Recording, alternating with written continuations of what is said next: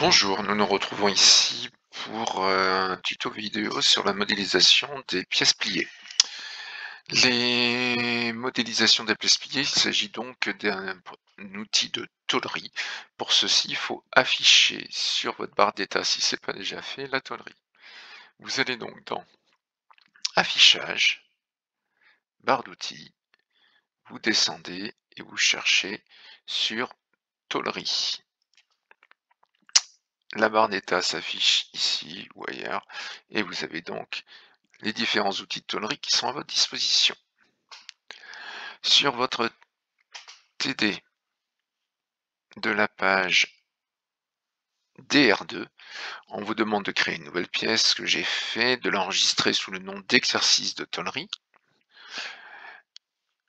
et de cliquer dans l'arbre de création sur le plan face. Je vous rappelle que l'arbre de création est ici, donc on va cliquer sur le plan de face et également cliquer sur esquisse. Avec l'aide de l'icône ligne que nous connaissons, nous allons donc créer l'esquisse avec l'utilisation des cotations intelligentes en respectant le repère.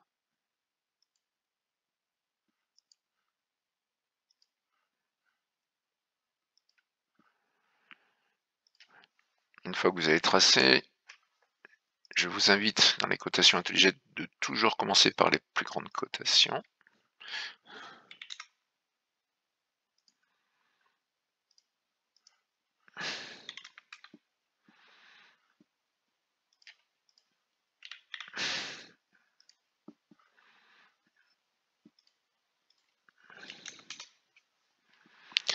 Voilà, donc on a réalisé la première partie de votre TP. Ensuite, on vous demande de cliquer sur l'icône tôlerie basse pliée présent dans la barre. Donc c'est cette icône-ci, ici. Je clique sur l'icône tôlerie basse pliée. Nous voyons que la face ici se met en vue en perspective. Vous voyez donc l'épaisseur qui va arriver. Donc nous, on vous demande de respecter la longueur de la tôle qui sera de 100 mm. Premier onglet, 100 mm. Ensuite, la valeur de l'épaisseur de 3 mm. La valeur du rayon de pliage à 4, ici.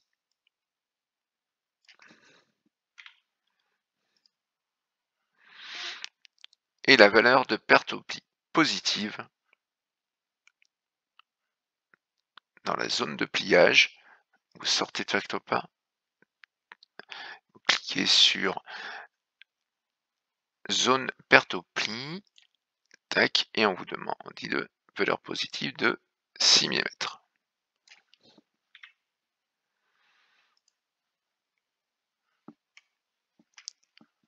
Vous voyez donc que votre pièce est partie sur, attention, sur l'extérieur. Vous voyez que vous avez créé et elle a créé sur l'extérieur. Ici, c'est l'inverse. Sur votre TD, il s'agit de l'intérieur. Donc, pour l'épaisseur, c'est inverser la direction. Regardez, ici, je vais cliquer sur inverser la direction et on retrouve bien votre structure à l'extérieur, ce qui est le cas dans votre TD. Et nous validons. Vous avez donc réalisé votre première pièce pliée avec votre rayon. L'avantage, c'est que donc dans le volume tôlerie, ici, vous avez la fonction de pouvoir votre pièce déplier. Si vous cliquez état plié, état déplié, je clique. Il vous demande les parties fixes, les parties à déplier.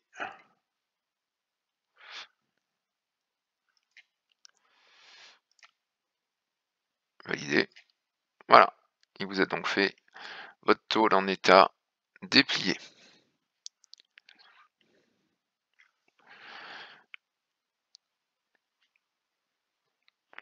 En utilisant l'outil mesurer, on vous demande de compléter la cotation du flanc capable. Le flanc capable étant les dimensions auxquelles votre tôle est pliée. Évaluer, mesurer la longueur développée. Donc, de ce point-là, tac, et vous avez la distance à mesurer. Ainsi de suite pour les autres valeurs que l'on vous demande de perte au pli. Deuxième méthode, après notre cours sur le facteur K, on peut refaire notre pièce préférée, reprendre la pièce et changer. Alors, il y a une méthode plus rapide que de refaire la pièce. On reprend notre état plié. Tac. On valide. Voilà, on retrouve donc notre pièce. On retombe ici sur notre esquisse étant déjà faite. Vous savez que vous cliquez une fois dessus. Vous avez ici éditer l'esquisse ou éditer la fonction. On clique sur éditer la fonction. On retourne ici sur la tôle pliée. On a le borne, les paramètres ici de tôlerie.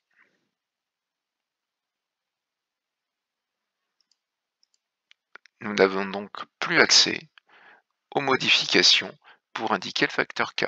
Attention, une fois que vous avez choisi une méthode de cotation, on ne peut pas la modifier.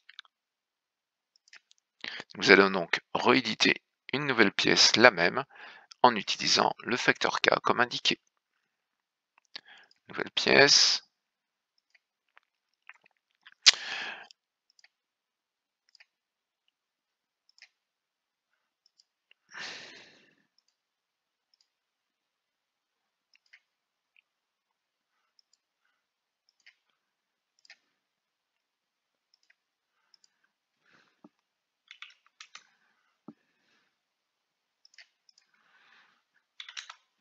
Évidemment, vous reprenez les mêmes valeurs.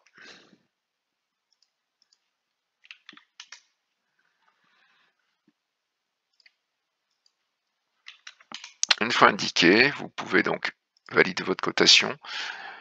Aller sur le même, ici, TOS balle pliée, et rajouter toujours, première partie, nos 100 mm. Les paramètres de tôlerie de 3 et de 4.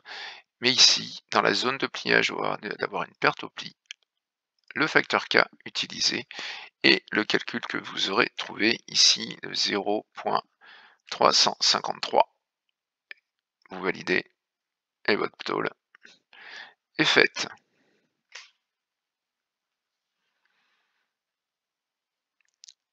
Vous aurez donc dans l'exercice 2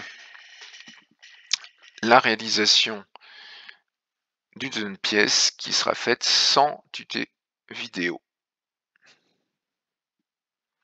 ainsi que l'exercice 3.